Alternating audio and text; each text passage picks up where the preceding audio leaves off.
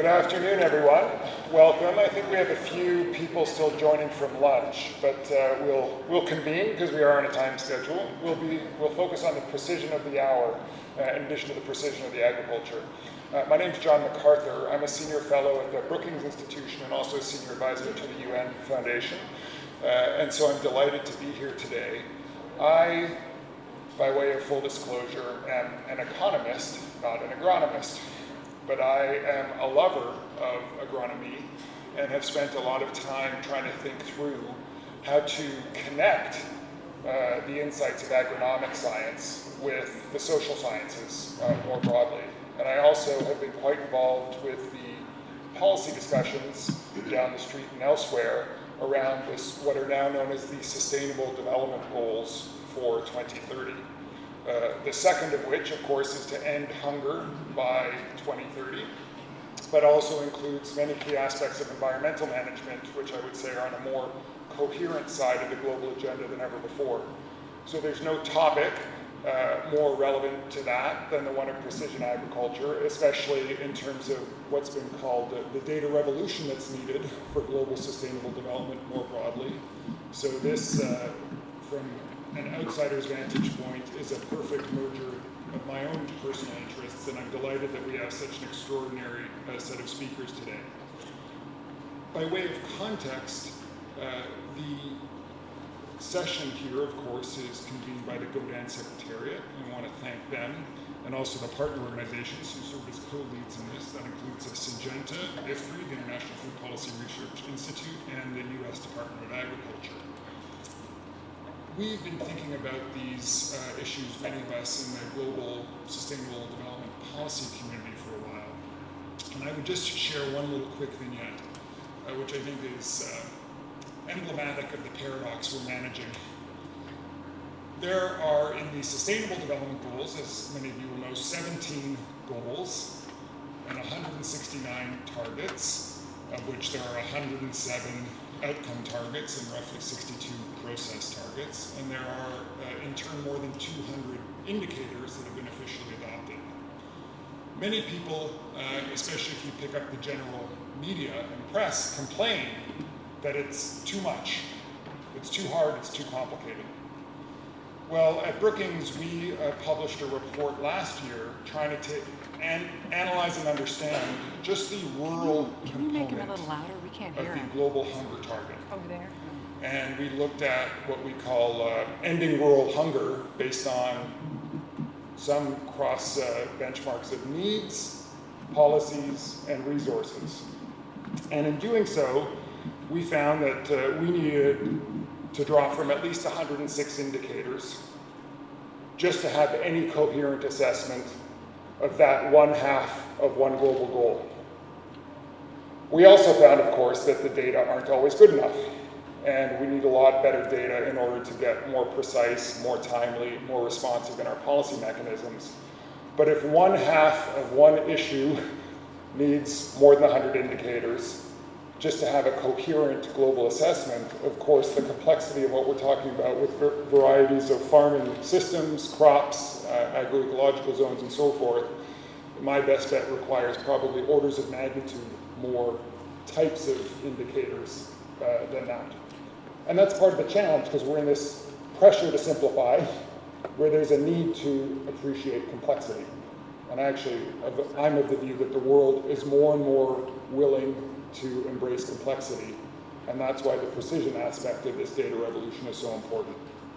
So we're going to be talking today about farming practices based on information and technology that allows farmers to manage fields in a site-specific manner. We're going to hear about a number of approaches that our speakers are taking themselves in their own work and research around the world to tailor crops and farming practices that match the farmer's specific needs in a field, environment, and climate. And importantly, we're also going to hear about how open data can enable emerging precision and how those agricultural technologies can co-develop with open data and the emerging technologies of data in a variety of contexts, from the smallholders to the larger scale growing operations, and of course across the range of developed and developing regions, whatever that means in 2016. So We have a diverse line of speakers. I'm very proud to introduce them here. I just want to have a couple of administrative notes before we go any further. One is that there is a sign-in sheet and there are little flyers that I think might be, there's little small pieces of paper. They're going to be asking for everyone's feedback on this session at the end. You'll just have little slices of paper, so please take notes and hand them in at the end. The organizers are really grateful for your precise feedback. The other thing I'd say is we have hashtags here. This is an open conversation, open public debate on open public data. So the two hashtags are GODAN Summit 2016, as you see at the bottom left there, and also for this particular session, GODAN PREAG, GODAN Pre-Ag, for anyone who wants to contribute to the conversation that way. And I'll see if I can track as well. So let's get to the substance. I'm going to ask everyone to please hold your questions till we open up at the end. We have a slightly condensed time frame here because of the late start, but we do have to finish on time. So I'm going to ask first Dr. Rajiv Khosla to come up. Dr. Khosla is, of course, a professor and assistant dean of international programs at Colorado State University College of Agriculture and Life Sciences. And we were just talking beforehand, he's been very active in the global policy conversations, including through his roles at State Department, in advising on how we can integrate the science better with the policy. He's going to talk to us first about precision agriculture in historical perspectives. Dr. Khosla.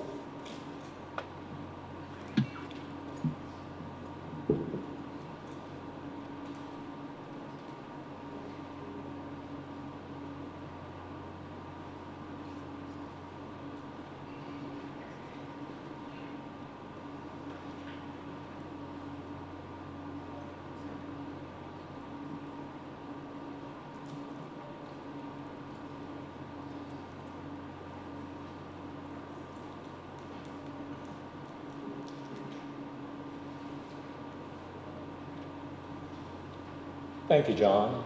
Great pleasure for me to be here. I am at Colorado State University, and my lab has done research in the area of precision nitrogen management and water for the past 20-some years now. And thank you, Sam, and other organizers for sharing the opportunity for me to set up the stage in terms of what precision ag is and how it's going to evolve in the coming decades. So I want you to take a moment with me and imagine. I want you to imagine how agriculture may look like in 40 years. And if that's the question, what would be your answer? Now, it's a simple looking question, but it's obviously quite complex. Let me give you a flavor. What do you think this machine is?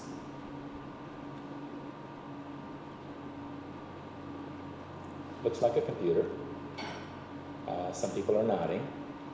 And I've been privileged to serve 2 terms on U.S. Presidential Advisory Board for NASA, and I got this image from NASA. And this is the backbone of precision agriculture. It's the first GPS unit put together in 1976. Now, in less than 40 years, we have gone from something that's the backbone of GPS, size of this room, to something that fits at the tip of our finger today, and it's omnipresent. So when I ask you how agriculture may look like in 40 years from now, I think it's very challenging for us to envision where we would be. And I'm so happy to see that we're talking such details on open data today. If you look at how agriculture has changed, that's one engineering marvel that it's omnipresent, has changed multiple times. In fact, just last week, Case IH at the farm show revealed their first completely autonomous tractor that doesn't have a cab. So agriculture is changing a lot, but what we're talking today here is about innovation.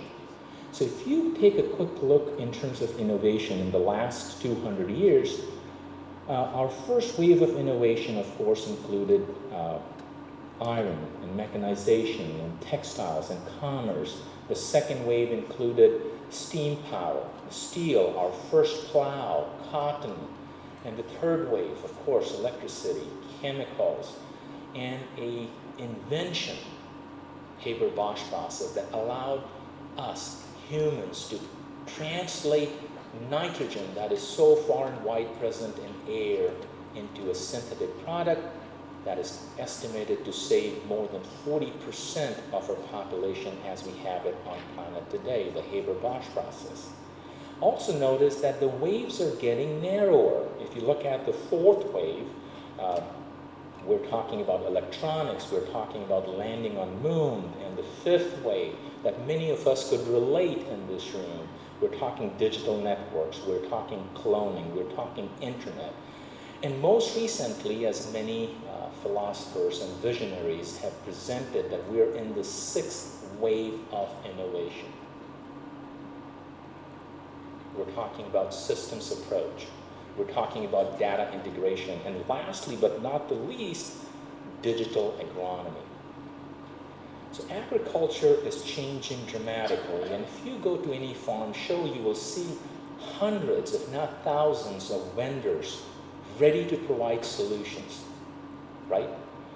And there are some very large legacy companies that have been working in agriculture, a lot of new startups. Most or all of these service providers have data on the back end coming out, enabling farmers to make better decisions based on the data, right? Now, I work very closely with farmers, and farmers have to deal with the multitasking aspect, the pesticide, the equipment, the money, the labor. And when we couple agriculture with digitization that is happening right now, many of my co-farmers think that they're dropping many of these balls. So then the question is, solutions to what? Because we have been doing agriculture for a long time, centuries or thousands of years. Agriculture is a very complex phenomenon. By the time you start working with one or two factors, there are so many other interplaying factors that makes the situation very complex. And what I have in front of you is only a partial list. While the rest of the world may view agriculture like this, a tractor with a GPS, a good-looking crop. And what has happened in the digital world, that now we're looking at agriculture through the lens of a computer. And so all the previous processes that farmers used to process in their central processing unit up here is being collected as data, discrete numbers, and more numbers, right? And then everything is being claimed to stay stored on a cloud server, right? All the data goes into the cloud server, and it's connected through the Internet of Things. And it's platform agnostic. Doesn't matter whether you're an Apple or an IBM machine. You could be standing in the middle of planet or on your farm field, and yet you have access to all that information. And of course, the way agriculture has changed in the last couple of decades, every operation on the farm is connected with GPS. More recently, the UAVs come into play that help us quantify variability in soils and crop canopies, collect yet more data. My lab and many others are involved in developing wireless sensor networks, again, collecting more data. How much moisture in soil, at what time, and where. In fact, we're looking at the crops with nothing but numbers. What's the plant height? What's the row spacing? How green are the leaves? What's the planting geometry? And what are we trying to do? We're trying to look at soil, we're trying to look at weather, we're trying to look at water, collecting data, using technology to manage our crop to be more efficient, more productive, and doing all this with the smallest footprint on our planet. But the key question is why? Why do we need technology and more data when we are doing this for centuries? Well, if you were to fly above Colorado or Nebraska and you're looking down from the plane, that's a very common scene. Notice that the fields are not looking alike. There's variability. If I were to zoom in within a farm, the fields don't look alike. because there's variability. I can zoom in on one field and you will notice the bare soil reflectance, the field is not alike. What does that mean? Well, if you take a closer look, when you start growing crops and treat the entire field uniformly, it starts to reflect in your crop. And now we have technology to collect yield data, pixel by pixel by pixel.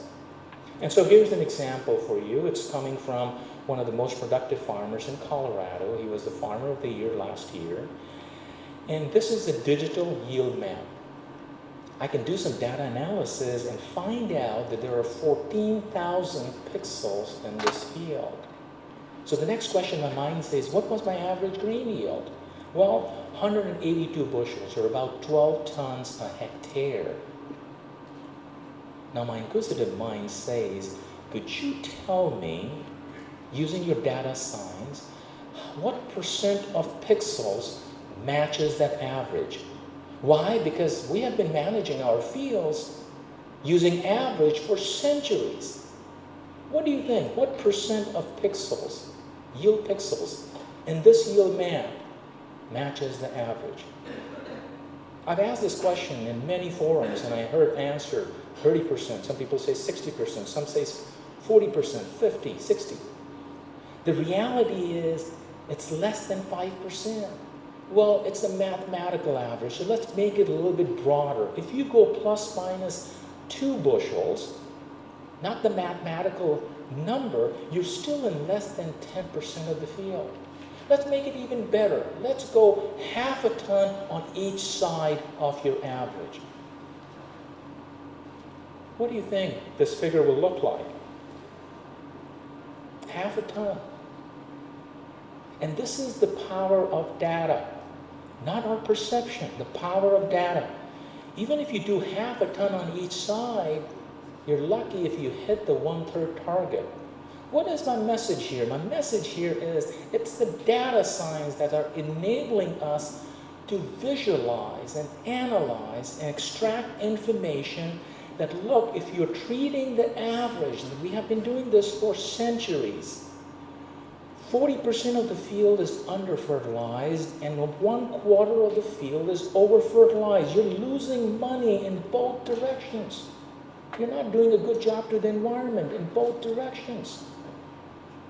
And data can help us bridge this gap in science. Now that was just one field in 1 year. How about you're a farmer, you've been farming for 20 years. Now you say, hey, I got year 1, year 2, year 3, year 4, year 5. Okay, science says that you should be working with at least 7 years of data so that you have mitigated the probability of finding pixels that may not really be there. And then you say, okay, I take a spear and will push it in my field. Where are the hot spots? Or where are the low spots? There are 50,000 pixels.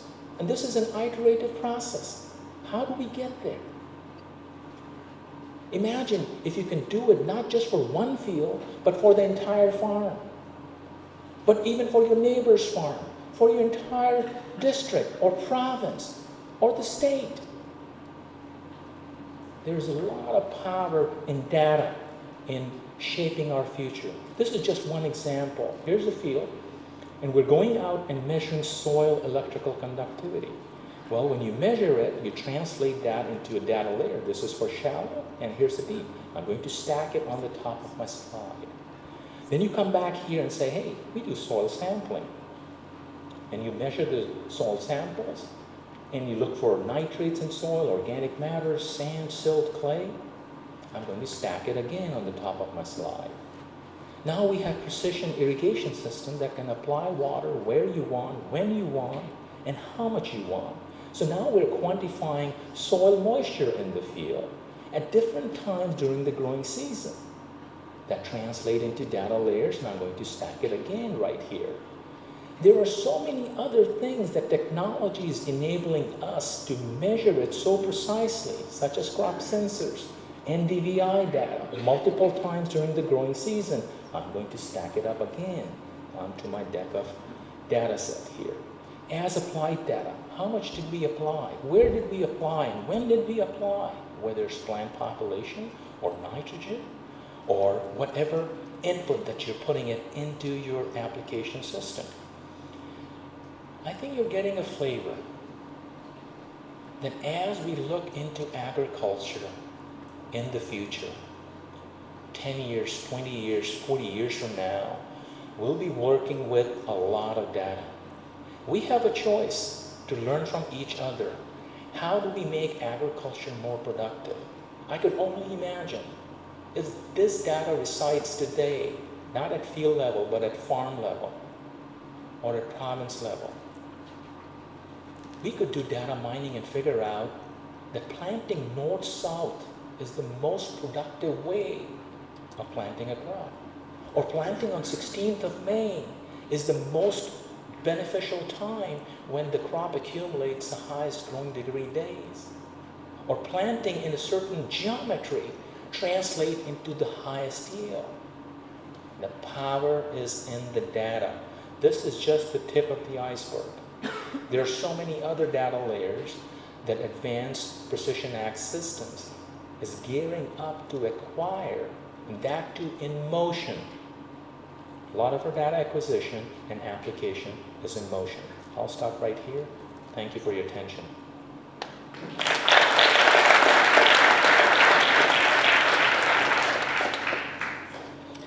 That was so cool. A technical term. I work a lot in Africa, so the ability to have data like this is a vision that I think inspires me to think about how to think differently. And so thank you for that, because I think this notion of 40 years from now is a very powerful one. Thank you, Dr. Khosla. We're next going to hear from, and I'm sorry we have to do a little bit of managing here with the presentations. Number 3 is next. Thankfully it goes in order, so I'll just tee it up.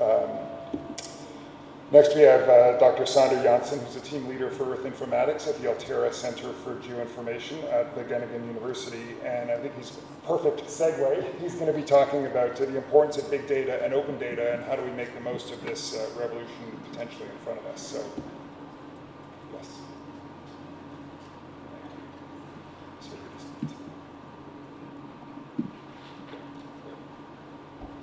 Thank you, John, for this introduction. My name is Sander Janssen. I'm from Wageningen Environmental Research, Wageningen University in the Netherlands, and I will talk to you about open to big data and smart farming. Now, first I want to talk to you about this, for me it's the right-hand side, this bulb there, this round bulb with the maps of the Netherlands. This is a service we run on satellite imagery where we process NDVI from the Netherlands into this website. And it made the national news twice, and I will tell you why and how. First, it made the national news that the winter, we had a very soft winter, so we discovered through this that the Netherlands was more green than in previous years. And the people just loved it to understand sort of the climate effect that was going on. And the second thing, what we did, is that we discovered mice. And now you think, what, mice? How did you do that? And the crazy story is that we had a large mice infestation in the north of the Netherlands, and we could see all the damage to the fields, much like my previous speaker was showing, as fields being brown, and large patches even being brown, because the mice were eating all the grass. So, and then this led to the news picking it up, and also to questions in Parliament on, you know, what is this mice infestation in the Netherlands, in this area doing, and the farmers, it was very important for them because they finally were recognized, they had a voice through the satellite images to say to Parliament and to others, you know, we have a problem here, we need to do something about these mice. I will tell you what the solution to managing mice is, and that's a typical Dutch solution I would say, is inundating them with water. So you raise the water levels, all the mice drown, and then you hope they don't return. The other one was a bit rough, which was driving a tractor over them. I don't know if that counts as precision agriculture, but that's it. So I'm going to talk here not about mice, this is not about mice, but from open to big data. And I think as a starting point to big data, I will say a bit more about big data first to trying to define it. We started working on this topic sort of 3-4 years ago about this concept of big data and agriculture, and it was difficult to define what we were actually doing, what we were after. So we were in this project saying, yeah, we need to make big data for agriculture, and then what is this? So one very useful thing is the Gartner hype cycle. Gartner made this hype cycle, it publishes it every year on sort of hypes that they see. And the idea is that there are some things that people will start talking about altogether. So we will start talking about big data, and then all of us start talking about it, we have meetings about it, nobody really knows what's going on, but it's important. So you get this peak of inflated expectations, which is, if you ask me what's happening to big data now in agriculture. So it's this idea, you know, everything should be big data, and we are all expecting it to end hunger. Probably it doesn't, but still we expect it, and we're all talking about it. So at some point, something new will come up, a new hype, and we will drop into this trough of disillusionment, where we are all a bit depressed, one could say, finally to get through to this sort of productivity scope, where we can really make applications out of big data. So in our view of trying to define this big data, we adopted this sort of pyramid scheme that I'm showing you now,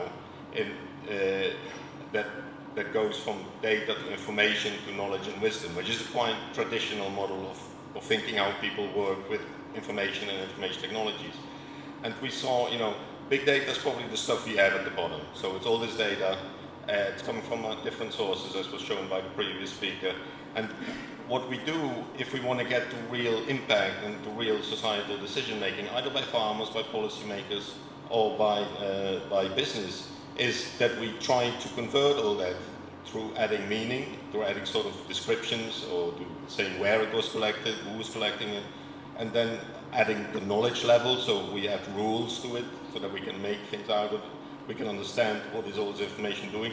But finally we get to this wisdom layer. And this wisdom layer is where I might disagree with my previous speaker saying that we can replace the thinking process of the farmer. We shouldn't do that. I think we should just help them make that decision. So the wisdom layer is really saying the people in their own mind will make a decision based on the data we are offering, or based on the insight based on the data we are offering.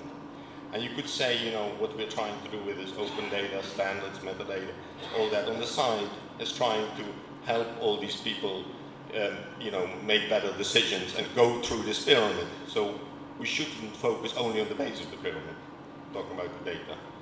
Now to big data. This is so we try to define it as these 4 V's of big data that you might have heard about: volume, veracity, velocity, and variety.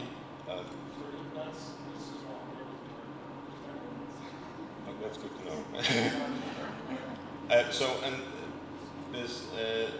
So there's these 4 V's of big data, and mostly, I mean, one thing we often get is if we have a lot of volume of data, then we are big data.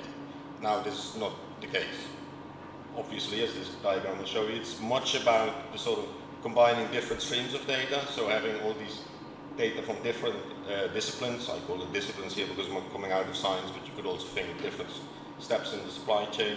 And it's about how fast you're getting, the velocity aspect, and what you're getting out of it, the veracity aspect.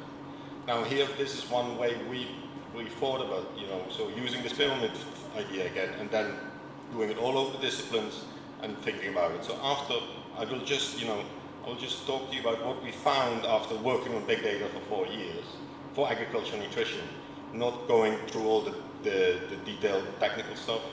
But we saw for agriculture and nutrition, one could say that the most persistent barriers lie in handling the variety and the veracity aspects of the data. We're pretty good at volume, we can handle that. Velocity is also quite fast, as I showed you with the satellite pictures. But going over the disciplines and trying to add the value is where the challenges are. Now, to go a bit deeper on that, for variety, we have only bits of pieces covered in standards and vocabularies. This is a bit the boring part of it, one could say. And we are not really good at connecting them all over the place. So there are all these standards and ideas around. They're not that often used, and they're not that well connected, so you could use things over it. So I want to call for improved semantic interoperability. Veracity, and that's where we are having bad practice in ourselves, is we lack often the high quality metadata or description of the data that we can use it later on, which is A, a real shame, and B, inhibits us from making the valuable applications that then could go to this wisdom layer. And I think the bad consequence we saw out of it is that people don't trust the data anymore. So as soon as that happened, you are sort of lost. And because people say, is this data correct? Is it right? And then, then it draws into question the whole value of the data set, so you might as well not have it. Okay, now just to show you that this is not some far-fetched show, and I'm talking into the future about this big data thing. Here is an application we are running on a decadal on a 10-day basis, which is called Monitoring Agricultural Resources. It's owned by the European Commission, and it's operated by the Joint Research Centre. What it does is it does a crop forecast of production in Europe for the end of season. So we try to predict, if we're early on in the growing season, we try to predict what's being produced at the end of the season every year. And it's on vulnerability of regions, and it supports the policy making in the sense of common agricultural policy and food aid with a focus on Africa. Now, so what we do is we monitor the growing conditions, and for this, I will take you through this pyramid.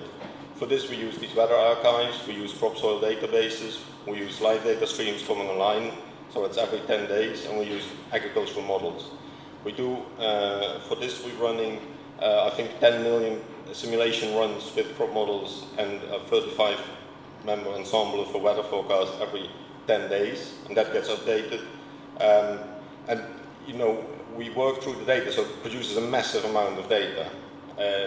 We get sort of these maps out of it. There's a precipitation map, so we see where there's a lot of precipitation, where there's less, over the whole of Europe, so it's not that precise, so it's helpful. And then we try to get to this knowledge, so we try to think of, if you have this precipitation, what could you say about where are the favorable conditions? So this is thinking one step more, what is good producing, what's bad producing, and that's of course relevant for the policy making to see where they have problems. They can do, the interface you're seeing here is something they can use to analyze all the data. So the analysts at the Joint Research Centre use this tool to analyze it. The important thing, what's coming out every I think month or something is this crop monitoring in Europe bulletin, which is 2 pages, which is the summary of all the modeling and all the data analysis we do for policy making level. So you could say, we produce this massive amount of data, and it ends up in only 2 pages of A4 that they distribute widely. Now, the interesting thing of that for us was that we found out that banks are using this information in their commodity monitoring. So it goes to a lot of places where you don't even expect it to be going, but still it uses a lot of data in the back from different sources.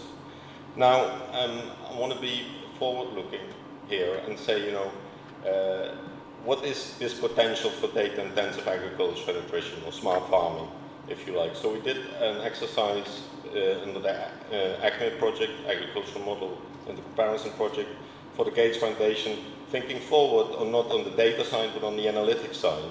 And we made these 5 sort of hypothetical or stylized use cases of where data could play a role in innovating, and where improved models, agricultural models could play a role in innovating. So here are these 5. I'm trying to think also a bit, who would be beneficiary of the tool or whatever you're building there, and who would be the information user, and trying to separate a bit these different roles on the user side. And why, if you think about my triangle thing, it's important for us to understand what the wisdom thing is. Okay. So now we've thought a bit where the different aspects of data, you could say, are relevant across the use cases we make. And you see that if you look at, for example, you might find it surprising, but if you look at things like big data, it's actually not that important. It's more about having access to private data. So private data, I mean here data on farmers themselves, and trying to do good data integration over a couple of disciplines, and the use of novel data sources. Okay, so here's my final take-home messages, you could say, in this talk about open and big data. Overall, open data is required as a crucial raw material for big data, so we need a lot of it. I think the step we need to make here is we need to actively create big data. out of the open data. So having a lot of open data available from private, from public, and from research is actually really important to be able to make the step to big data. If that's not the case, we can, it will be very difficult and tough to get some of the data out of there. There are some examples of data-intensive agriculture and nutrition. I showed you one. Obviously, the next speakers will show you a lot more and probably better ones. And it's not enough, this thing about open data, but we really need to get this pyramid going in a way. So we need to get to the wisdom part, helping the stakeholders to make better decisions. And therefore, we need to understand better who these people are, these users and beneficiaries. So finally, I want to draw your attention to a persona booth we have for that, for trying to find out who these people that have a link to data, who should we really tackle there as beneficiaries that benefit from the data, that are information users. So there's the GODAN action stand in the GODAN booth, where you can go and do a persona exercise to tell us for another starting project, what do you think are the best people that should benefit and how should they benefit? And there are examples there, and hopefully you can correct this. So with that, I want to close and thank you for your attention.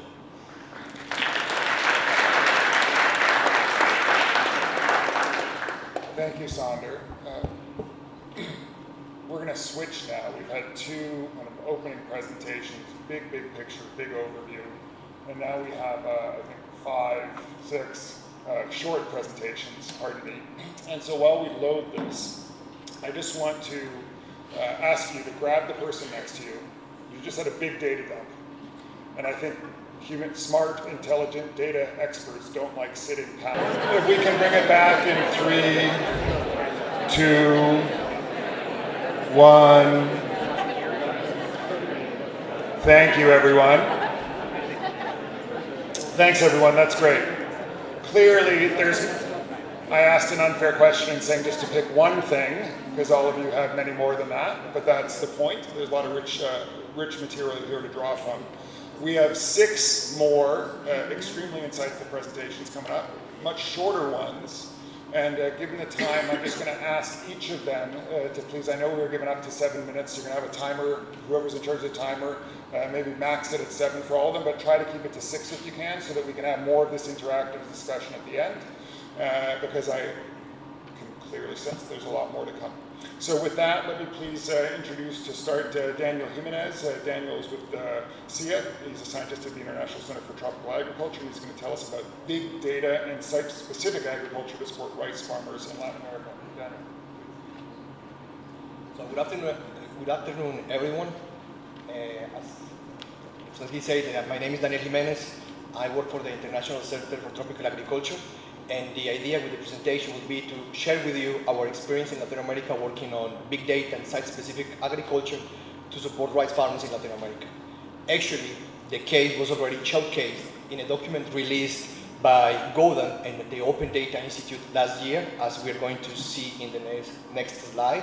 And then I will briefly highlight what were the challenges that we were facing, what was the way how we faced such challenges, what we propose from the science perspective, and by the end I will talk a little bit about what this is exciting from the open data perspective.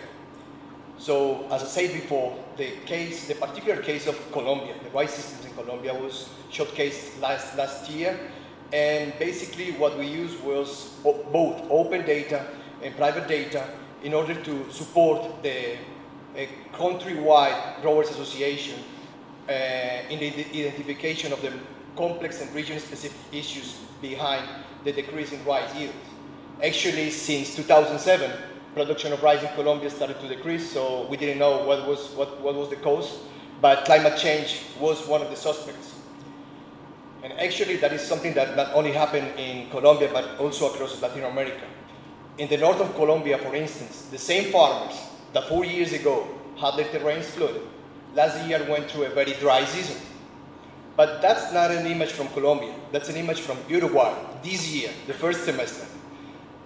In 2012, I went to Uruguay, and I started to talk with them about what we were doing in Colombia, mining data, and site-specific approach, and they say that climate change wasn't an issue for them.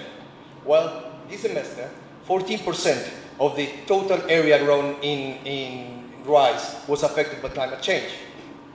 There were like $67.8 million of losses attributed to unexpected rains in Uruguay. So that's definitely an issue in Latin America. And if on top of that, you think that the way how farmers make decisions in Latin America on how to grow or where to grow are based on the successful decisions that they make on the previous season, that's not really a very accurate or reliable way to make decisions on what we should be growing. So what we proposed, in the particular case of Colombia, we analyzed the main site-specific climatic limiting factors. How we did it? The FEDARROS, which is the countrywide growers association, they've been collecting information over the last 20 years or so, information on planting and harvesting date, productivity, variety, and different databases that were used for different totally purposes. But then we started to work with them and say, look, maybe we can combine the information that you have in those databases with climate information provided by the meteorological institution in Colombia, which is called GODAN, and see if we can identify those climatic factors associated or that might have an influence on the variation in crop yields. And good news here, in terms of open data, is that the GODAN, the meteorological institution, since 2014, they should make the data available to everyone, as long as you give them credits for the work that they have done. So, just briefly to share with you some of the results is that we have determined, for example, how the varieties were sensitive. This is the results for one specific region, one specific variety, which the climate accounts for about 30% of the variation in production. The variety is called FEDARROS 733. And we have determined the most limiting factors, and by using machine learning algorithms like conditional inference forest, we have determined, for example, the functional relationship between production and one of the most relevant factors, which is average minimum temperature in the reproductive stage. And for those familiar with traditional analytical approach, you know that in the past, the analytical approach, you can just only determine if it was a negative or positive relationship, but not really the optimal range or the inflection points that can tell you basically what are the optimal ranges. And we did the same for the amount of fertilizers and soil properties. But the most important result for the Growers Association was not which variety performed necessarily better in this place. In this case, this variety was just 30% sensitive to climate. Some other varieties were 60% sensitive, and some others 10%. So basically, we've been recommending varieties that are not suitable for that particular place. And this is the type of decisions that we're supporting.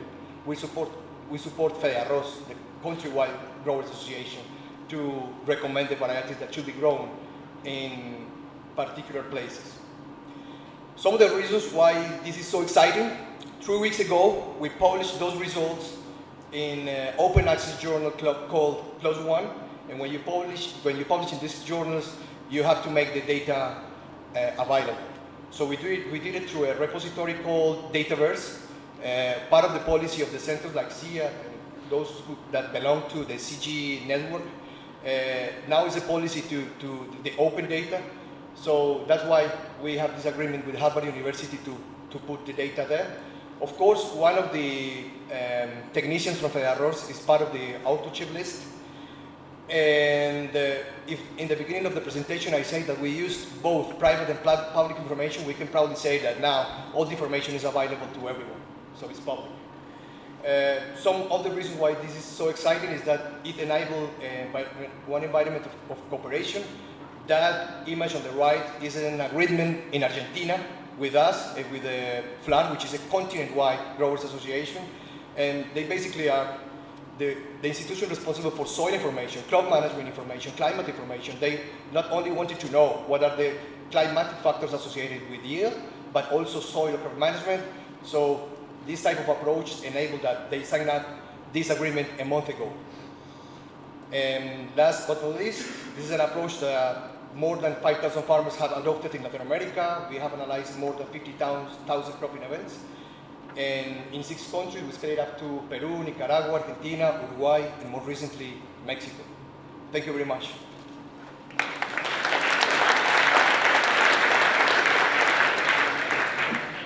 Thank you so much, Daniel. Now we are going to hear from Marco Vandenberg, who's Chief Information Officer at ERI, and he's going to talk about precision agriculture for small rice farmers. So over to you. Yes.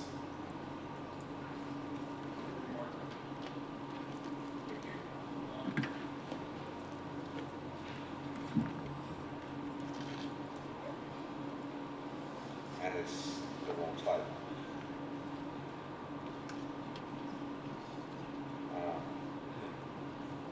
That's the last slide.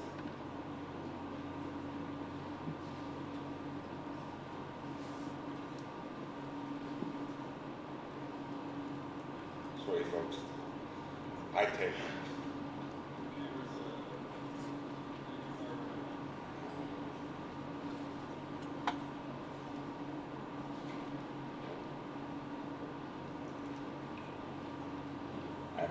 I never use this kind of computers. Okay, that works.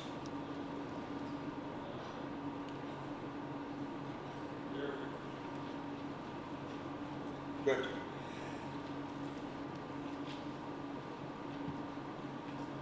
Listen to the voice. Okay, I haven't got half as nice slides as the other distinguished speakers, but I thought I'd share with you the view from my office, which I think competes with probably most of your office views. But apart from making you jealous, I wanted to draw your attention to the fields there in the back. These are the fields at the International Rice Research Institute, and for the past 56 years, they have been used to breed new varieties of rice, and to also look at new management practices for rice, such as nutrient management, which we will touch upon later in my talk. So, especially the fields that you see with the small plots are part of an experiment called the continuous cropping experiment, the long-term continuous cropping experiment to be precise, where for more than 50 continuous cycles of 3 rice crops per year, we have been growing rice using industrial methods such as the use of fertilizer. All of this has been facilitated by the introduction of high-yielding varieties in the 1960s. Together with those high-yielding varieties, the farmers need to adapt their management practices by increasing the use of fertilizers. If you want higher output, you will need to have higher inputs. And we found that the nutrient advice, the fertilizer advice that was typically handed out on a national level was highly inadequate, because you can't really use averages, so people tended to overestimate the amount of fertilizer that farmer needed. So even when you go down to regional levels, the amount of fertilizer was highly overestimated and over-advised. So neighboring farmer fields are even different in places like Southeast Asia, because farms are so small. The average farm size in the Philippines, for example, is less than a hectare. The excessive fertilizer use has obvious negative impacts. The farmer feels it in his wallet. It has a negative impact on the environment. All of this resulted in the development of something that became known as SSNM, Site-Specific Nutrient Management, which clearly specifies that it is important to choose the particular type of fertilizer, to choose the particular timing of fertilizer, and that can be multiple times, and how much to apply.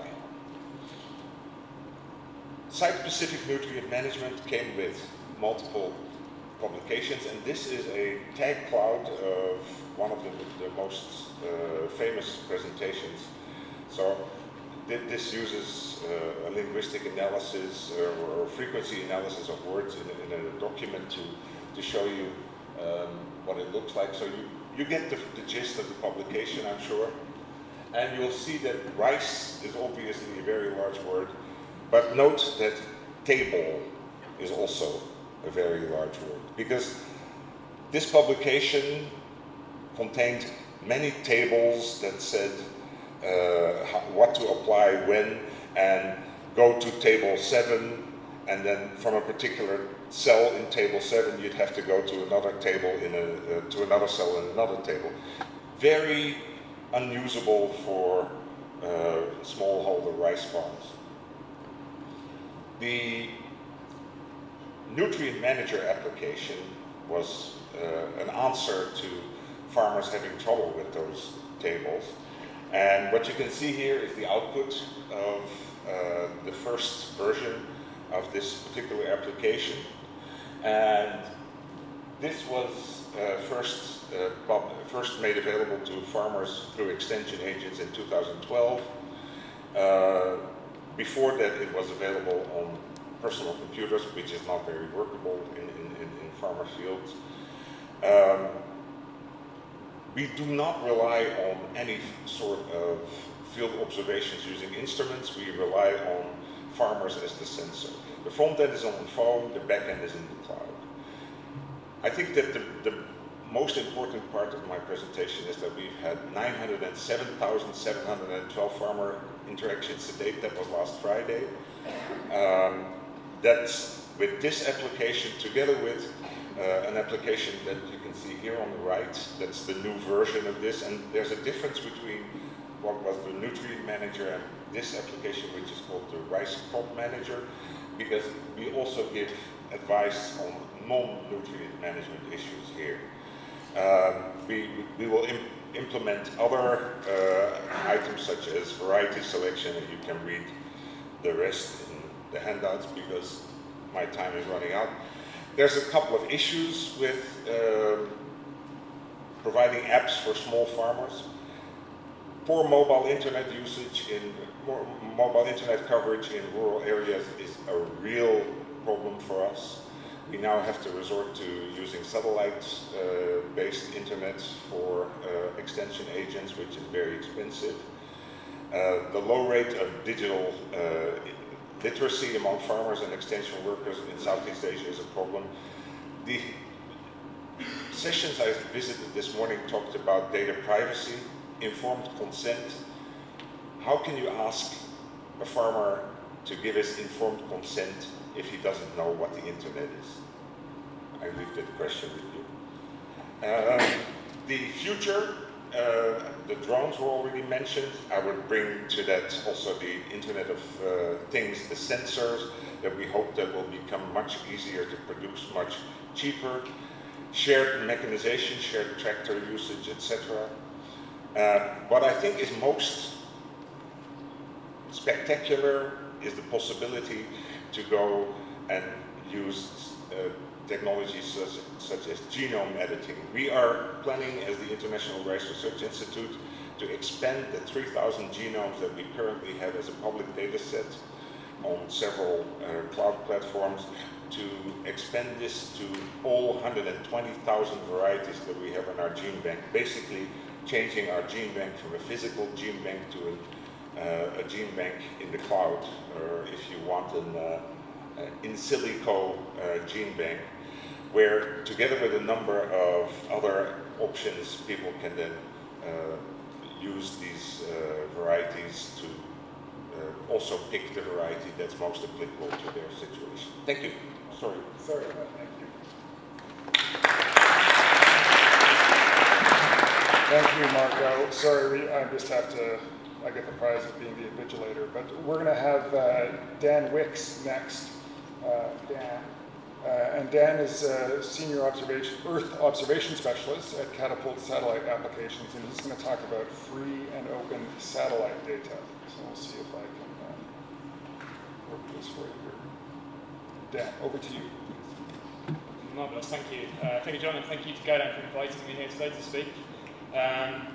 So I'm going to talk today a little bit about satellite data specifically, and present a few thoughts on some of the challenges and maybe opportunities around working with satellite data, particularly that is openly available.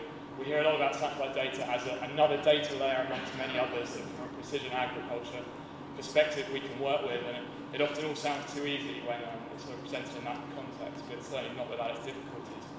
Just a few words about who I'm representing today. So the Satellite Applications Catapult is an independent innovation and research centre that's been set up by the UK government to try and stimulate the adoption of the use of satellite technology across different sectors.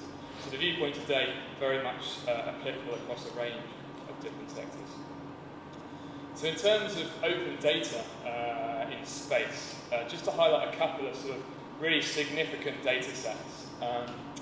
Particularly, firstly, the Landsat data set that's been developed over the period of a number of years and makes for an extremely valuable data set, which back in 2008 was decided to be made open by the US government.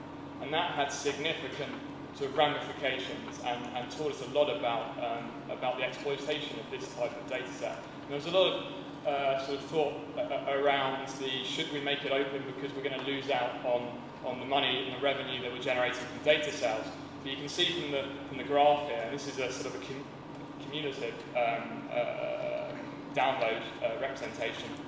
And we saw when the data was made open a growth from 53 downloads a day to on average just short of 6,000 downloads a day, which is hugely significant.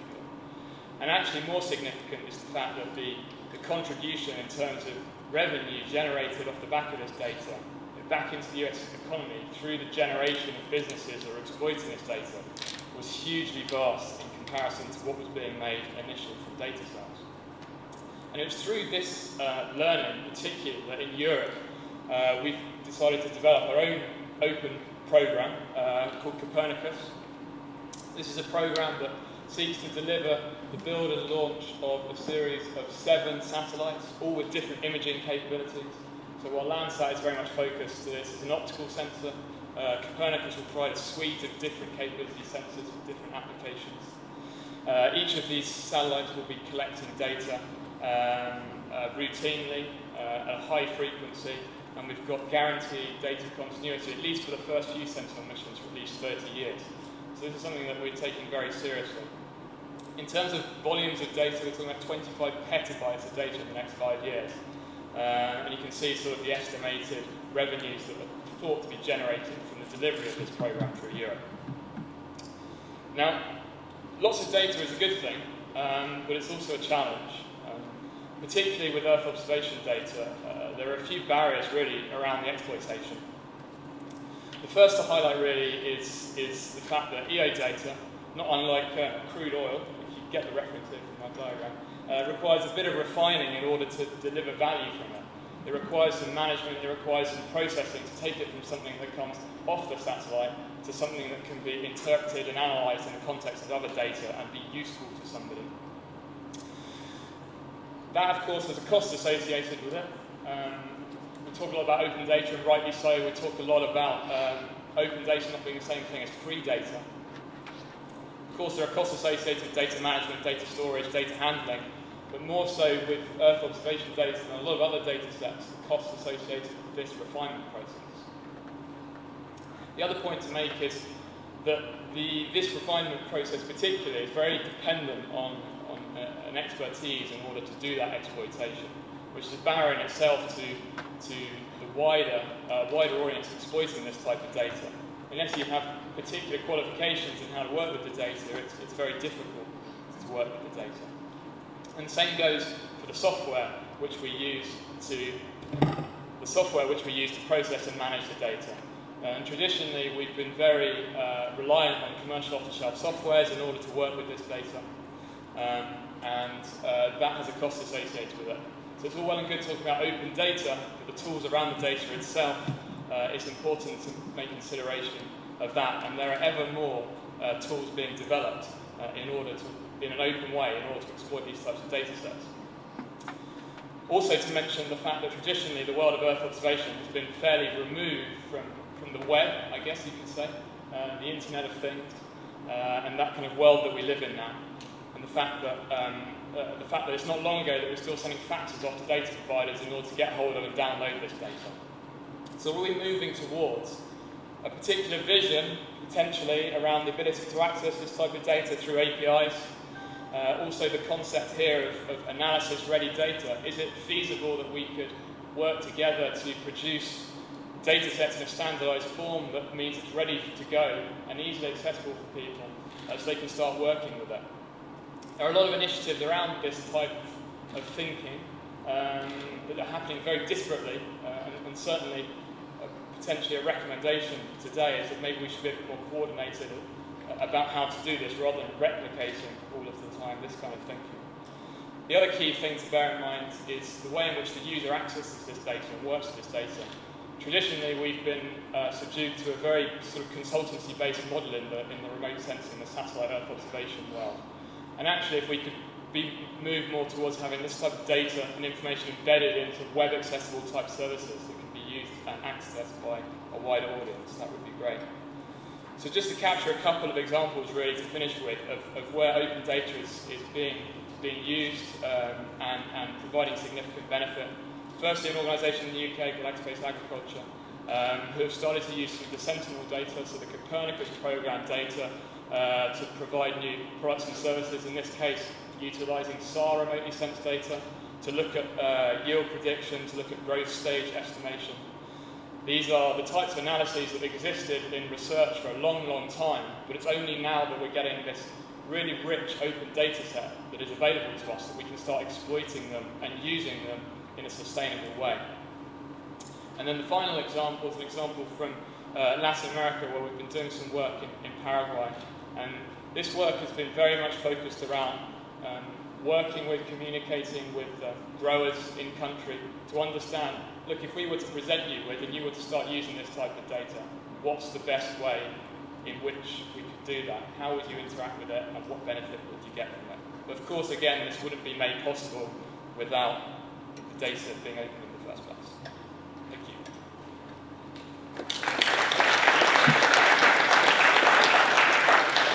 Thank you so much, Dan. It's extraordinary what you guys are doing, and I again apologize that I have to be the keeper of the time on our decisions. We have, is this the right presentation? No, this is the right presentation. We have Ruud Grim now, Dr. Ruud Grim, who's Senior Advisor at the Netherlands Space Office, and he's going to talk about how can open data from space support feeding 9 billion people in 2050. Good afternoon. Yeah, it's indeed a very ambitious target, of course. First of all, just when you think about the lunch, the last video that we saw, the fisherman looking at a mobile app, getting weather information and wave information. And there was one question that came up to me. This is free information that he's getting based on open data. But somebody is providing this service. Why? Keep this question in mind, I will come back to that. So the challenge here is that open data is great, and we have done a lot of things by applying the open data and make, let's say, useful information out of that. Many of these things are done in the research domain, but now I think we are really facing a big challenge. How can we really make all this open data valuable for society? And that is, I think, where is also a very big challenge, and it's an organizational challenge, but it's also a kind of business challenge, because we need to base a service provision on a business model, otherwise it won't work. So this is where my presentation is about.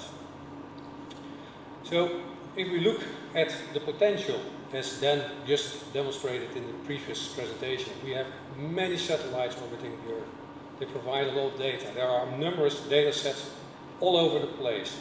But in the end, if you go to a farmer in Africa, he needs a specific advice in the country to a specific region for a specific action. and he doesn't mind on where all the information is, of all the data is sitting or whatever. He just needs a specific advice. So how are you going to bridge, in fact, this gap from what you can say high technology to the bottom of the pyramid?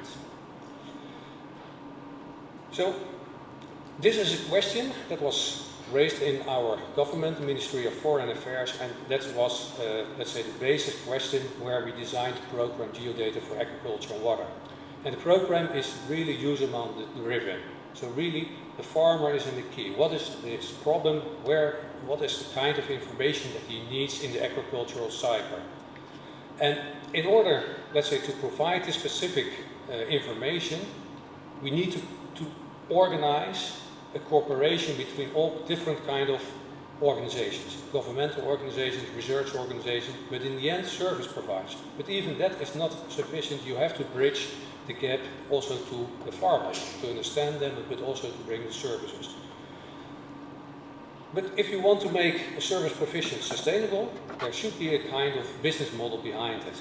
So all these challenges are built in this program. We had 2 calls for proposals. We had 40 million euros from the government to support, in fact, the partnerships to develop and set up their services. Currently, we have 17 projects running in 10 countries. Just an example of pastoralists in Mali and Burkina Faso. The herds, they have to go to regions where there is enough vegetation and enough water. And if you direct the herds to these places, you wouldn't, let's say, get them into conflict with agricultural zones. So this is a service to guide the pastoralist in conflict-free path. This is about Rain for Africa. And remember, in the video about the hackathon, there was something about crowdsourcing, about rain information. This is, in fact, we are, let's say, not we, but a partnership is doing this in South Africa.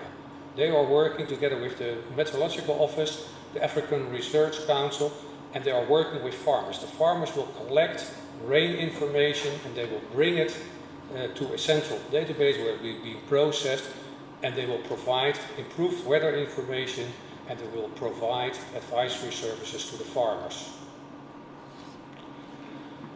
Another project in Bangladesh, they are going to provide advisory services to the farmers. They will provide it for free. And how they do it? Because they will provide advertisements with their advices.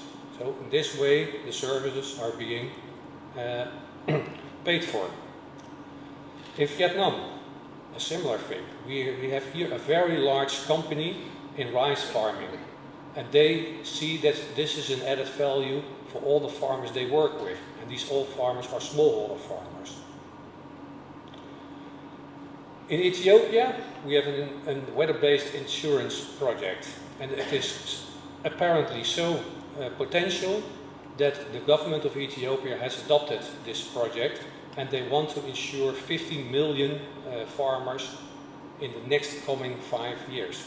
And this is a scale that was not thought of when we started this program. Our target is to reach 3 million farmers as a program as a whole. So if we look, do an analysis of all these different projects, are 2 things that are really important in all these partnerships. And one is what we call the aggregator. We need at least 1 or 2 organizations that reach, in fact, lots of farmers, more than 100 or 200 farmers, in an efficient way. But the aggregator in many cases is also a seed company or a rice trader. So they have also the capability to invest. And I think this is very essential to achieve sustainable service provision. And in the end, of course, you have to reach the farmer and to understand what are his needs. And that is why also the NGOs and the extension officers play a role. So you see that different types of organizations are really working together over here. So the conclusion that I can present is we have a lot of opportunities I think the technology and the data are there, but we have, let's say, the challenge is in getting the organization and getting the business model right. Thank you very much.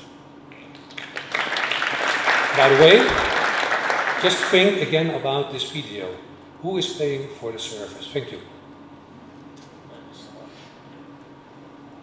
Precisely on time, to a moderator's delight. We have 2 more presentations to get through very quickly, and then we're going to open it up to discussion. We do have to end right at the bottom of the hour. So next we're going to hear from Mr. Matt Rushing, who's Vice President of Product Management at Global Advanced Technology Solutions and Electronics Functional Group at AGCO. And he's going to talk about smart tractors and farm equipment that leverage open data. We heard a little bit earlier about driverless tractors, so there's lots going in that area. Big area in public discussion this week, of course. And a bit about Zambian demonstration farms and open APIs. So over to you, Matt. Thank you. Thanks everybody for having me here today. First thing I want to do is explain a little bit about what AGCO is. A lot of people don't know AGCO. AGCO is the largest agricultural machinery manufacturer in the world that's pure play agriculture. We don't do anything else but agriculture. You may know us under some of our brands, Massey Ferguson, Challenger, which is the Caterpillar brand of ag equipment, Fendt and Valtra for the folks that are here from the European region. So we're primarily focused only on agriculture and agricultural machinery and assets. We also manage the GSI group, which is a protein systems management product line, and also a grain handling product line. So just level setting real quickly with who AGCO is. What I'm going to talk to you a little bit about today is how you can use data to revolutionize agriculture. But I'm not going to spend so much time on the technology itself. I think some of the previous presentations have talked a lot about precision agriculture, the tools, the data that it produces, the insights that it can generate. I'm going to talk a little bit more about how we're going to market with that type of information and technology and how that's providing benefits to the grower. If you think about the grower today, a lot of them are hearing data, and they're tired of hearing it. If you talk to a lot of farmers today, they say, if you mention big data to me one more time, I'm going to shoot you. What they really want to see is somebody come along and solve some problems for them. Utilize the data to really solve those problems and generate some capabilities they haven't seen before on the farm. There's a lot of things out there that can do that, but AGCO's decided to focus on 3 specific areas where we can generate the biggest bang and benefit for the grower. Now, all of it's going to take a little bit of technology as a foundation. So if you think about it in terms of a house, you need technology, and you need technology to generate data in order to do this. But ultimately, what we want to provide is a suite of services that actually generate a solution for the farmer that he can see value in. A lot of people think about farmers and what's passionate to farmers, and they want to feed the world, and they want to do all this other stuff, but farmers are businessmen, and they want to make money. They want to reduce waste, and they want to improve yield on the farm. So this is where they want to focus. They want to focus on keeping machinery always running. Machinery is how they make their living. So if it goes down, the system goes down. The whole factory shuts down. So they've got to make sure it always stays running. Machinery generates data, it generates insights about its health and how it's performing. So it can give that information to the farmer. And if you take that data and you channel it correctly and you generate insights out of it through analytics, you can provide services to the farmer that he'll pay for to keep that machine running. He also wants to keep it optimized when it's running. So he doesn't want it ever to be not optimized. He doesn't want 3% of his grain coming out the back of his combine. He wants that grain in the bin. So therefore he's looking for service that can also, through data, generate insights on how he can better optimize his machines. We're also focused on keeping machinery in the right place at the right time. This is another thing that you can generate through the value of this data coming off and understanding it and understanding it in the context of the overall farm, and then generating some logistics capability for the farmer so he can better place assets where they need to be when they need to be there. So that's another big focus of ours, is making sure that everything's in the right place at the right time. And it's communicating, not just with the farmer, but with each other. So machines talking to machines in order to make sure that they're at the right place. And the last part here, I think, is the most important, and it's the agronomic piece. It's making sure that the crop cycle stays connected seamlessly. The farmers hate when they generate these yield maps that were talked about earlier. They hate it when they generate those and then they can't use any of the data, their information, in their planting application or their tillage application, their fertilizing or spraying applications. Those are big frustrations for farmers. Different data formats, different data tools, different technologies, all complicate that for the farmer. So they're looking for services that are going to allow them to move data throughout that crop cycle more seamlessly so they can use it in different stages of their business. And this is also a big focus of ours. So we focused and launched new services in 2015, focused on delivering specifically these things and these value propositions to a grower. Ultimately, our goal is to create that completely optimized farm. If you think about a farm as a factory, basically that's what they're doing. They're running a factory, and they want to make sure that everything is connected, communicating, and providing capabilities to keep that factory moving smoothly and profitably. We're involved in a lot of different organizations. Some things were mentioned earlier, some things I think you've seen today. We're involved in a lot of different organizations in order to generate useful data transfer for all the farmers in the world. We're looking at partnering with lots of different industry groups. There's 3 of them specifically out there I want you to look up and think about. There's one called Ag Gateway. It's a global organization focused on generating single data formats that everyone can use. So it's really important that we continue to focus in that way. Formats are some of the biggest challenges for farmers today. Ag Data, the actual transparency evaluator, something that's used here in North America, but making sure everyone respects the ownership and the privacy of the farmer's data. And then the Ag Data Coalition, having one place where farmers can safely use their data, load their data, and share their data with other service providers. We use 2 distinct data pipes in order to manage the data. We're focused in 2 ways on how we can provide a value proposition to the customer. One shared, which is basically the machine data. I can use that data to provide the customer ways to keep machines running and optimized, but at the same time I can use that to help me build better machines for him. But also farmers are very sensitive about their agronomic data, so we manage that in a separate pipe. So it can be shared with agronomists and other decision support providers on the farm. Last thing I'll mention here is an initiative that AGCO implemented, since we're talking about emerging markets. We initiated an initiative in Zambia where we've created what we call the Future Farm. It's a new farm, completely connected, utilizing all the tools and techniques and services that I talked about earlier in order to generate a teach a man to fish type approach in Africa. Where we can show farmers the benefit of mechanization and technology, how it can be used, how it can be leveraged, and then how the data can produce insights that help farmers grow more food and more quality products in the future. So I encourage you to also look up that on our website. With that, I'll turn it back over to the moderator and look forward to your questions.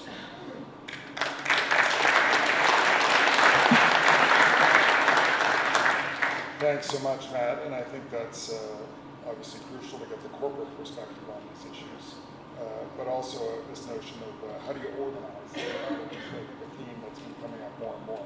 And on that note, we couldn't have a better final presentation, make sure we get the right one here, from Dr. Sally Schneider, who brings the policy perspective to a lot of these questions of, obviously it's integrated across science, business, research, practice, and policy. She's the Deputy Administrator for Natural Resources and Sustainable Ag Systems at USDA Agricultural Research Services. Dr. Schneider. Thank you, and thank you to Sam for inviting me to be part of this. My esteemed colleagues here have given us a very good overview of where we have been and where we currently are, and now I'm going to talk to you a little bit about where we might go forward in our process of trying to feed the world in the coming years. So what do we mean when we say yield? Yield means different things to different people. So I would say that there's several kinds of yield. The first we might talk about is potential yield, and that's germplasm specific. That's what comes out of our breeding programs, and that is the genetic potential of that specific germplasm under optimal conditions. Then we have attainable yield, and that's location specific. So if you take that germplasm and you put it in a specific location under optimal weather conditions and management choices, that would be the best it could do in that particular location. And then we have farmer yield, and farmer yield is taking that specific germplasm, putting it in a specific location, and then superimposing upon that the producer's management options. And the yield gap is the difference between that genetic potential and the farmer's potential, the farmer yield there. And that's what we want to be able to optimize. And each of these stages, we generate big data. In our breeding programs, we have our breeders and our bioinformaticists creating big data sets. We have field-based phenotyping when we're looking at our attainable yield, and our producers are creating lots of yield maps, which give us, again, very big data. Can you imagine if all of this big data were to become open data, how we might make progress going forward? And we would say that we have to take into account the genetics, the environment, and the management, not as individualized silos, but as the interactions between all three of those. So we call that G by E by M. In this slide that I got from USDA's Economic Research Service, we can see what one of the challenges is that's facing us. If you look at the graph that's on the left, the one that has the light gray bars and the dark gray bars, light gray are percent of farms adopting that particular technology, dark gray are those percent of croplands. And what you can see is that yield monitors, we have 70% of croplands adopting it. So that's data collection. But if you look at the last set of bars in that particular graph, variable rate treatments, you see that we're only at 28% of the acreage actually using it. So we've got a lot more collecting data than we have actually turning that into action. And the same thing holds true if we look at the right-hand graph, which is rice, comparing blue, which was in 2006, yellow, which is in 2013. On the far left of that, that's again yield monitor, 60% in 2013. And on the far right is variable rate applicator for fertilizer application, and that's at 16%. So again, a large dissimilarity between collection of data and using of that data. Different precision technologies, ways we can put out whatever you want, wherever you want, when you want it. But what we really need is to pair that up with knowledge-informed decisions. And what do we need to do to make that happen? We have to have science-based, actionable knowledge. And what I want to share a little bit today is two possible approaches to get there. One would be a citizen science type approach, and one would be our more traditional agricultural systems research. So what am I thinking about when I talk about the citizen science? Well, I want you to imagine with me for just a moment if we could take all of that large, big data that's out there, all of the producers' yield maps, their soil maps, their seed maps, you take all of the public sector ag research data, and you create a large open database. To use the private sector data, you'd have to be able to take out those parts of the data sets that would be held proprietary or that they might think could be used against them in some way. But you create this large data set that has information of the various combinations of the G and the E and the M, the genetics, the environment, and the management, and what the overall outcome was in terms of yield. And can you imagine if we could then either find or develop pattern recognition software that would let us mine that data to identify those combinations of G, E, and M that most often, with some level of certainty, gave us a positive outcome. And conversely, which parts of it gave us the most high likelihood of a negative outcome.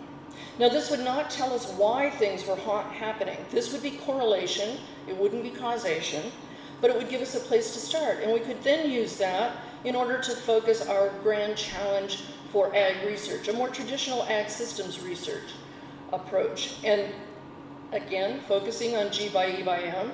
And the USDA's Agricultural Research Service has recently adopted this specific grand challenge, transforming agriculture to deliver a 20% increase in quality food availability at a 20% lower environmental impact by 2025.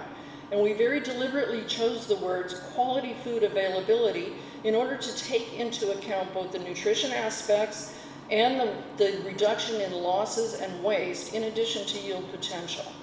So, a traditional ag systems framework. One of the resources that I wanted to share with everybody too is the Ag Data Commons. Dr. Witecki mentioned that this morning. That is located at the National Ag Libraries. It's this month in September. They actually published their 200th data set. That's all openly available. It's there. You can use it now. They actually have a booth out there in the exhibits area. I recommend that you go over and talk with them about it. So we have some challenges. Intellectual property, yours, mine, and ours. What is it that worries us there? Big data versus open data. How much of that big data can we turn into open data so that we can all use it?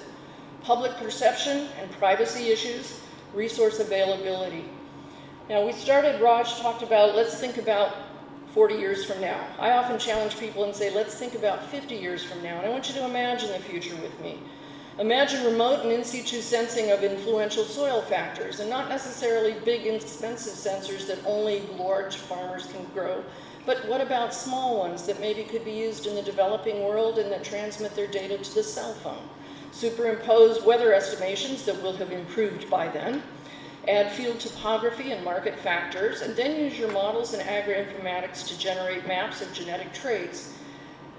And then you go ahead and plant based on that. So you're planting your seed based on the traits you actually want out there, along with beneficial microbes, Then we have remote sensing of real-time crop status, making adjustments as needed for what we see as actionable items, real-time sensing of ripeness and nutritional quality, automated harvest if appropriate, and models such that will then begin the planning for next year for the very best use of that particular land and resources.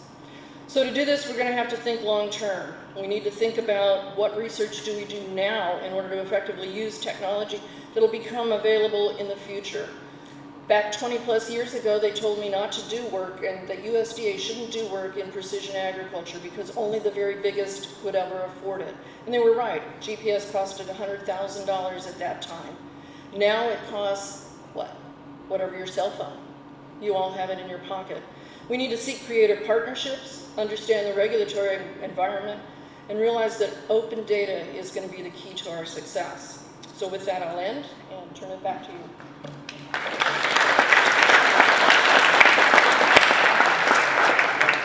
So much.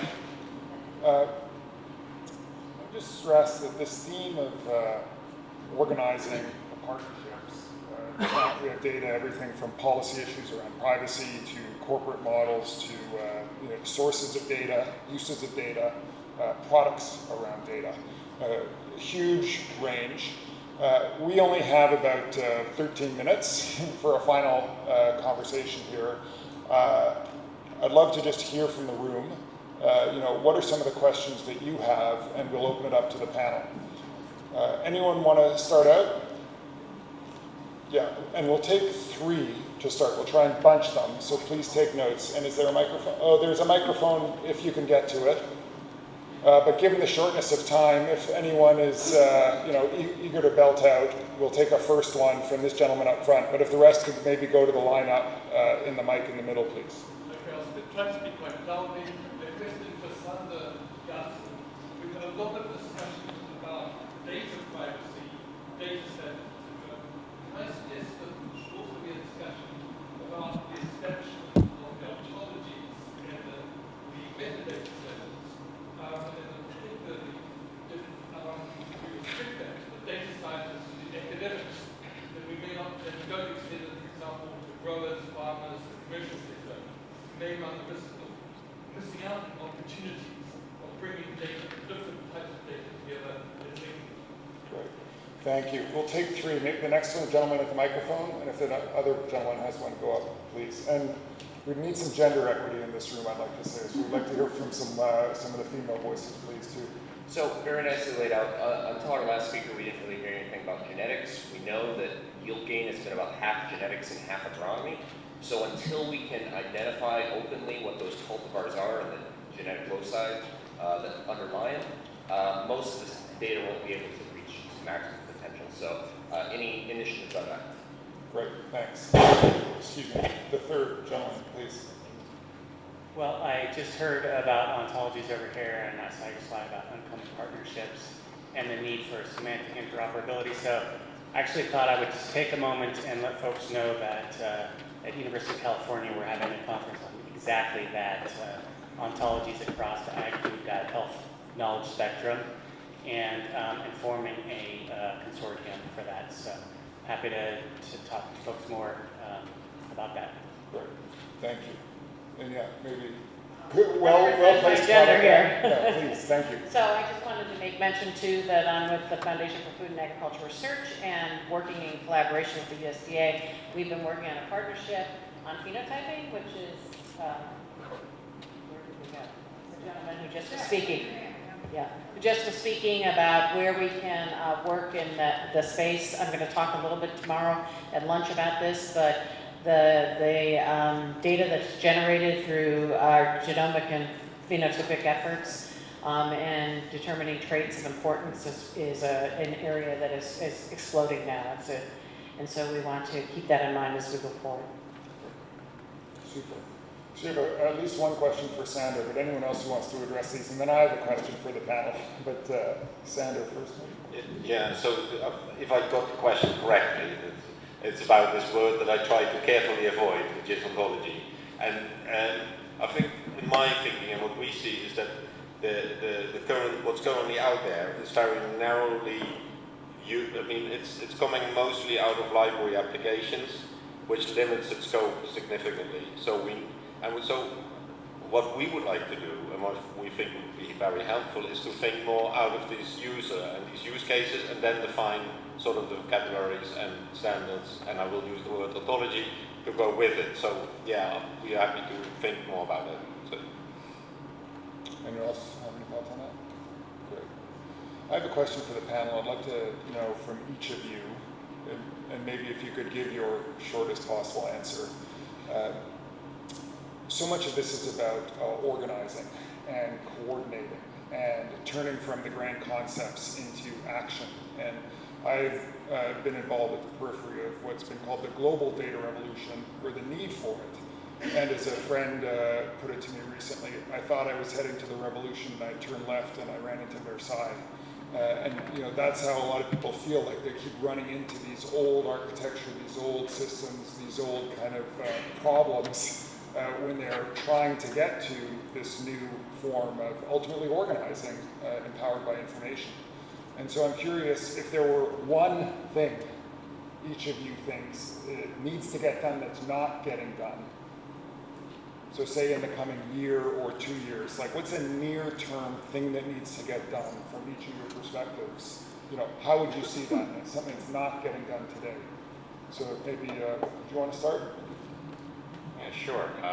Something that we talked briefly about in this presentation is how do we translate the principles and concepts of precision agriculture, the application of right input at the right time, at the right place, in the right amount, and in the right manner, the 5 R's, to make it suitable for small-scale farming systems.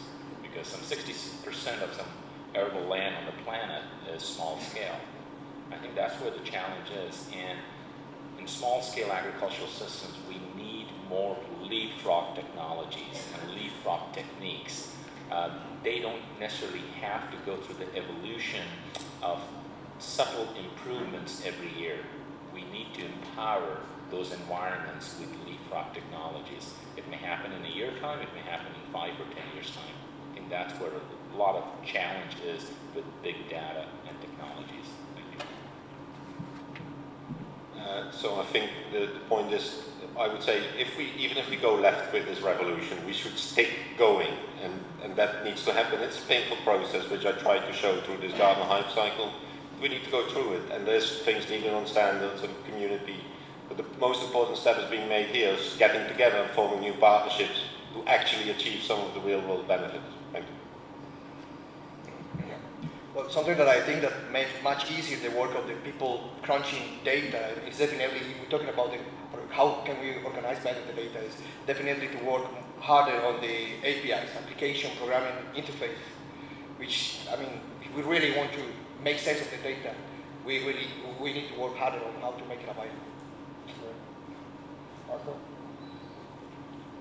My remark would be that maybe we should, instead of just striving for the Valhalla of standards, we should also take a bit of a clue of what's going on in business intelligence systems for other parts of the enterprise. And it could just turn out that a lot of data that we have can be used by applying some of the tools from the area of business intelligence without transforming. Yeah, maybe not to be offending, but less talking, more action, I would say.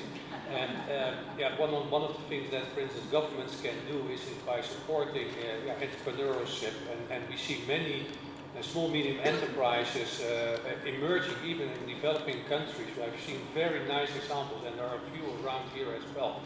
And I think they are very stimulating, and they are in contact, and they can make a difference. And I think that should be stimulated more. Yeah. I guess my point with satellite imagery particularly in mind would be to, again, come back to that point of community working together a bit more closely, particularly to avoid replication of processing the same data in the same way by many, many different users. So lowering the cost in terms of access to the data and lowering the threshold in terms of technical know-how to be able to access the data. I'll take a little bit more pragmatic approach. I would say make it valuable. So make data valuable to the customer and let him see value in it and make it easy. One of the things that we think about a lot of times from the farmer's perspective is that there are all these early adopters, but production agriculture is not early adopters. Production agriculture is the everyday farmer. So if you're going to make it easier and you're going to make it valuable to them, I think you'll see increased adoption and increased engagement from the farmer. So I would say we need to bring together, we need to first identify what the needs are from the viewpoint of the producers and the consumers. And then we need to bring all of the players together at one time. Bring together the breeders, the agronomists, the soil scientists, the equipment manufacturers, the remote sensing service providers, the nutritionists, and of course the producers themselves, and sit down in the room and all be talking to each other so that we're working together. It's a hard problem. Any other questions from the floor? Just to give one last chance. We have 1 minute left. Okay, then I'm going to ask, oh yeah, sorry, and the gentleman in back. You have to belt it out from back there. I'm just curious, we've been talking about all this value sharing with open ag, open data. How does the security sphere integrate with this question? Emerging markets, data security, possible counter strategies, particularly, earlier was talking about pastoralism, certain areas of instability. So for anyone who couldn't hear, his question of all this talk about open data, how does the security side of it fit in, especially even our pastoralists and other places? Anyone want to give a quick answer to that? I didn't say an easy answer. Someone's got to. Rude? I heard the word pessimist, but I think what we should keep in mind is that we speak about open data sets that are owned by, let's say, first of all, governmental and research organizations, and then that could be used as valuable. But if you provide services to specific farmers, you are not going to share, let's say, the data itself. So you should, let's say, really see where is the responsibility of owning the data. And that means that the large data sets we are speaking here about are mainly at the Government Research Institute. Maybe if we change that by crowdsourcing, then indeed you get privacy and security aspects. But okay, I'm also curious how this will work out. I don't have a very good answer to that question yet. Well, we're going to have to bring this to a close, and I just want to share two thoughts. As someone who doesn't live in the day-to-day trenches of this community, but is at arm's length, I think one of the things that I've seen in constituency after constituency, having had the privilege to work with a lot of different technical communities, is a common timetable makes a big difference. And so there's a question of what's the right timetable for the right outcomes that, not as a mechanical forcing mechanism, but as an intellectual forcing mechanism, can work so that many of these questions can get solved on an outcome-driven basis. There will be in 2019, for example, a global high-level political forum at the UN of heads of state and government talking about these questions of global sustainable development, where the issue of data will be front and center. So one immediate question is, what needs to get done in the next 3 years on these questions within this community by summer of 2019. So I would really urge people to think about how that might fit.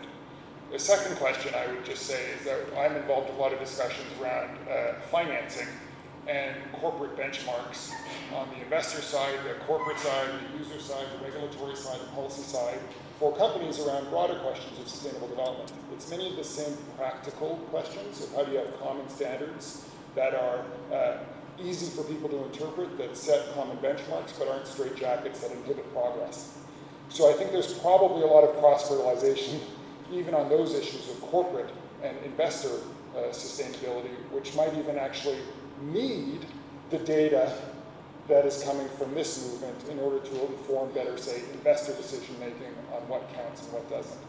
But first and foremost, I just want to thank Sam Crowell from USDA, who is crucial in bringing this whole session together. I'd like to thank our hosts and our partners. A monumental amount of work to get all of this technical expertise in the same session, and please finally join me in thanking our tremendous panel for their contributions. Thank you.